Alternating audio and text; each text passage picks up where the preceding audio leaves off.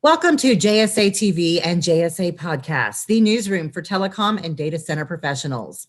I'm Laura Noland, coming to you from virtual PTC'21.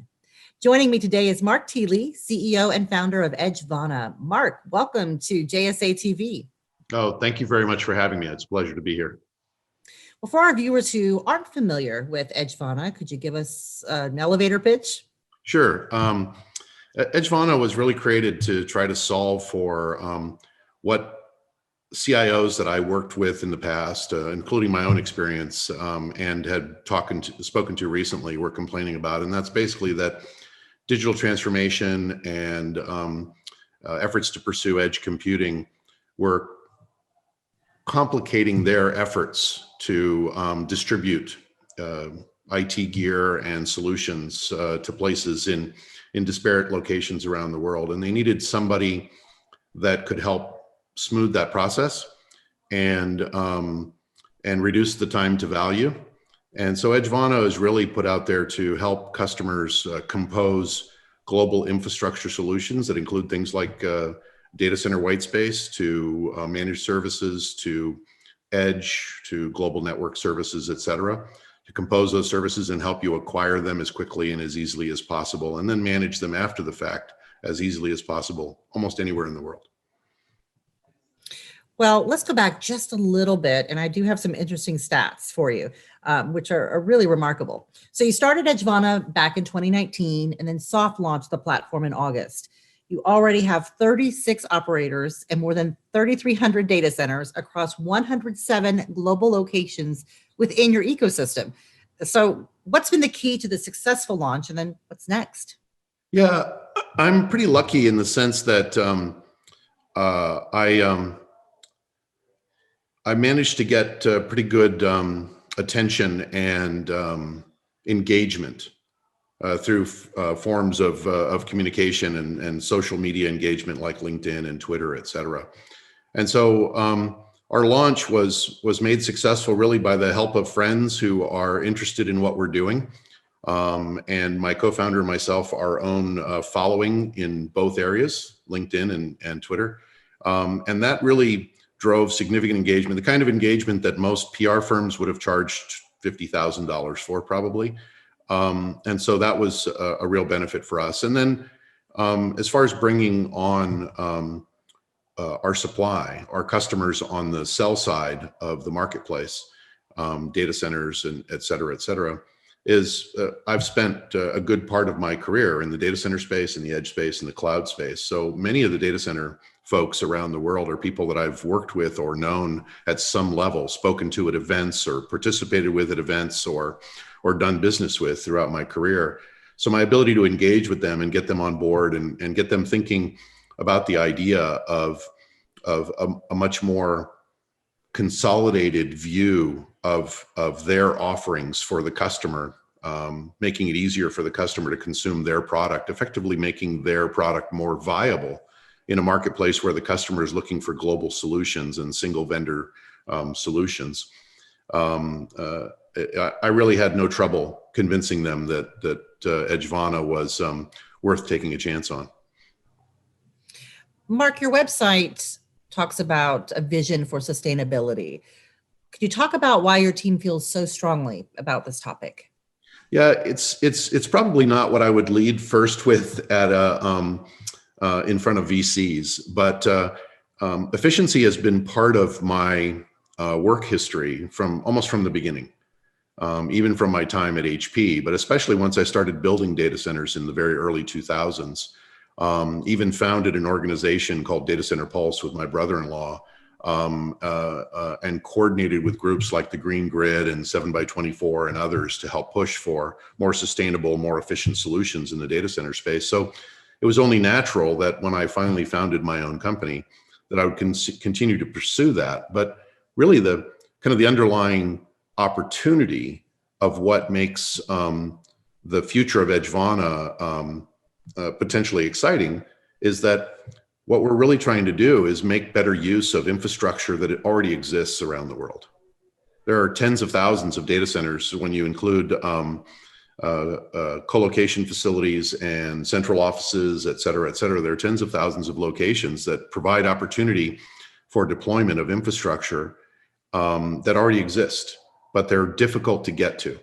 So a big part of our strategy is based on the idea that, as Christian Bellotti once said, the best data center ever built is the one you don't have to build. Absolutely. Well, Mark, I've been dying to ask you this question. I understand that you have a law named after you. It's called Thieles Law, and it states, quote, "In technology, new services enabled, quickly becoming services required." All right, you got to give us the lowdown on that. How did that even happen? So it happened something of a joke, right? I mean, realistically, I wrote it as a joke. So it's hard to claim a law when you wrote it yourself. It's like saying I quoted myself, right? But the basic idea came from a discussion I was having with others in the industry, and specifically about Edge, with the idea being that you had to be really careful about what you enabled for customers, even if you were enabling it thinking you were doing somebody a favor. So just as a simple example, let's say I was the IT person that supported you in a remote office somewhere, and you called me someday and you said, "Mark, I really need the network to work out on the patio because I'm doing this thing and they're working inside, and the patio would help facilitate me being able to do my job." And I'm like, "Well, that's not supported, but okay, fine. I like Laura. I'll enable the network out on the patio for her." And just so happens next week, Laura and Mary and a dozen other people have now determined that working on the patio is what they prefer, and that network has become a requirement. Well, it doesn't sound so bad until you realize that that's a very simple thing, enabling network into a new space. But what if it was a complex application or complex service? Or what if instead of just Laura being one person in one office, and that's the only place where that would ever happen, I had 1,000 offices or even 100 offices where now everybody expected that same level of service. Nobody paid for it. Nobody went through justification for it. And now it's become a requirement and I have to support it. And so the point of Thieles Law is that you really have to be careful that if you enable a service for someone inside a store, making it more convenient to work with customers, or making it more convenient for customers to work with you in a store, and you do it as a favor, you do it as just a thing you can do because it was easy, you're going to find that a month later, it's going to be a minimum requirement for opening the store to have that function work. So that's really the point of the joke originally. Well, I love the joke and I love the story. So thanks for sharing. I appreciate that, Mark. So, Mark, I'd like to pick your brain just a little bit. I know that you have an extensive track record in the tech and telecom industries, 30 plus years at brands such as HP, VMware, and Ericsson. So you've witnessed quite a bit about tech trends. So what do you think has been the most impactful for the data center space? Yeah, I mean, I think it's hard to argue that the most impactful trend over the last 15 years has really been the focus on scale by the global players, companies like Microsoft and Amazon and Google and others, right? The forcing function of needing the kind of scale that they have on making data centers more efficient, not just from a sustainability standpoint, but more efficient to operate, which by virtue oftentimes applies to your sustainability benefit at the same time. But many of those practices, from how much and what kind of air conditioning can be used to, I mean, when I was first building data centers in 2004, 2005, using outside air as an example was like, oh, sure, let's just go to Mars next week, right? Nobody wanted to do that.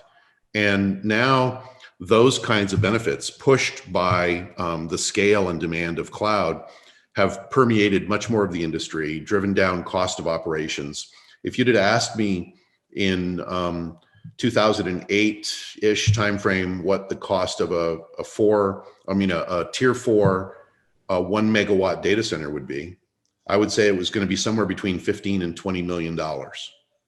That same capability, that same capacity now might be $6 or $7 million. So it's it's hard to argue with that kind of impact when you see how much scale data centers are taking up around the world. Whether or not you include the hyperscale data centers, the data center market as a whole continues to grow at somewhere between 12 and 15% compounded annually. So it's a massive market, and it drives an incredible amount of money in the industry. And so that efficiency is important, not only in being able to continue to scale, but it's efficient in, frankly, in being able to continue to offer services that don't cost any more than they do already. Well said. Well, before we wrap up, Mark, where can our viewers go to learn more about Edgevana and learn all about the great things that are happening there? Oh, well, thank you for asking. Edgevana is pretty easy. It's just edgevana.com. We have a podcast there. We have some blogs there. Certainly the website has pretty good information on how to sign up if you're a seller, how to use us if you're a buyer. And if you're interested in anything else that I'm writing or doing, please look me up on Twitter on mthiele10. And I'm also really active on LinkedIn, where I'm constantly asking questions to test my assumptions about what is right and what is wrong in the technology space. All right, you heard it from Mark. Go connect with him. And thank you, Mark, for joining us today. It was so great talking with you. Oh, thank you very much, Laura. I really appreciate it. And thank you, viewers, for tuning in to JSA TV and JSA Podcasts. Happy networking.